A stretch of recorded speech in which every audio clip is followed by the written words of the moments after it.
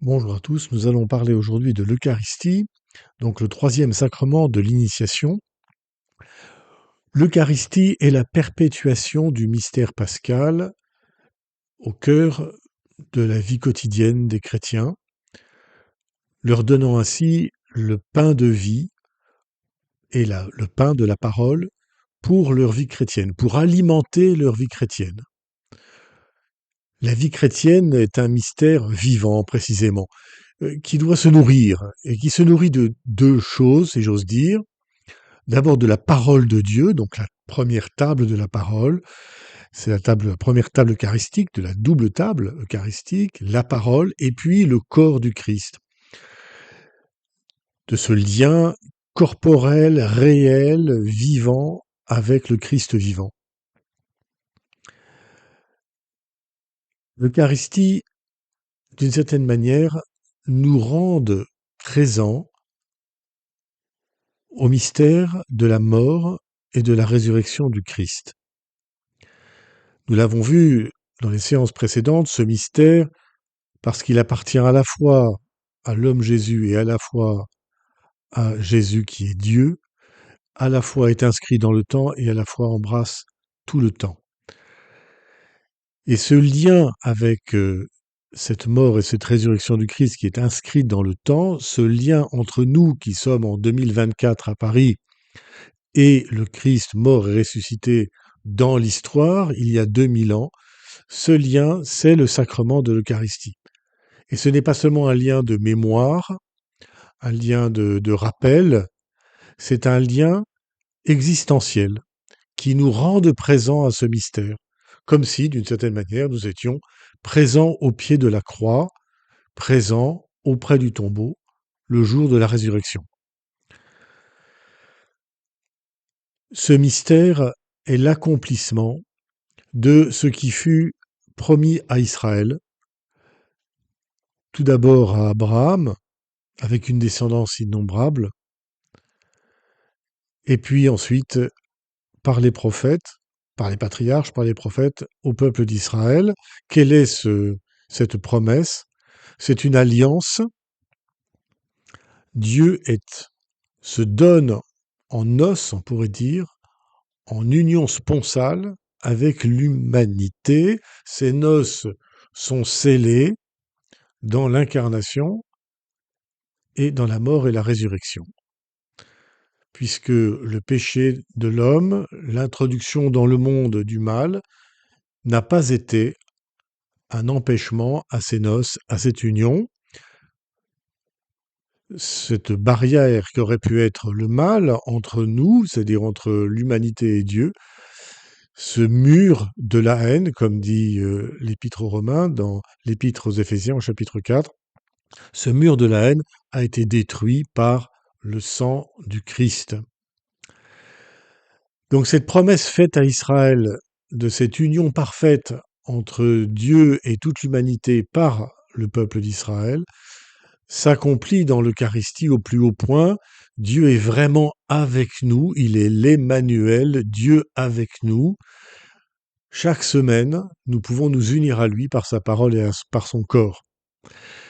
De sorte que les rites juifs de la Pâque trouvent leur place pleinement dans l'Eucharistie, puisque Jésus a institué cette Eucharistie au cours du repas pascal qu'il célébrait avec ses apôtres et de nombreux disciples. Ainsi, nous retrouvons-nous dans la liturgie de nombreux rites qui appartiennent en propre vraiment à la liturgie pascale. D'abord la parole de Dieu qui est lue devant l'assemblée, qui est expliquée, puis ensuite la prière communautaire qui est partagée, puis ensuite le rite proprement eucharistique avec les ablutions rituelles pour s'y préparer intérieurement. C'est pour ça qu'il y a le fameux lavabo qui veut dire je me lave. Quand le prêtre se lave les mains avant de célébrer, ce n'est pas seulement pour se laver physiquement les mains, mais c'est d'abord pour faire mémoire de ce rite juif de la purification avant de célébrer la Pâque. Puis ensuite, le pain, qui est un pain azime, qui n'est pas un pain fermenté et qui fait mémoire de la Pâque juive qui se célébrait avec des pains azim, puisque c'est le pain que les Juifs mangeaient après la fuite de l'Égypte, et où ils n'ont pas pu faire fermenter le pain dans leur hâte de partir en Égypte. Ils sont partis avec du pain sans levain.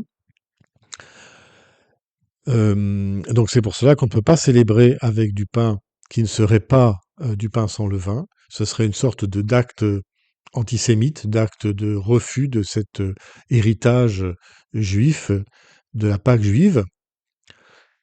De même, la coupe de la messe est une coupe très ornée, souvent en or.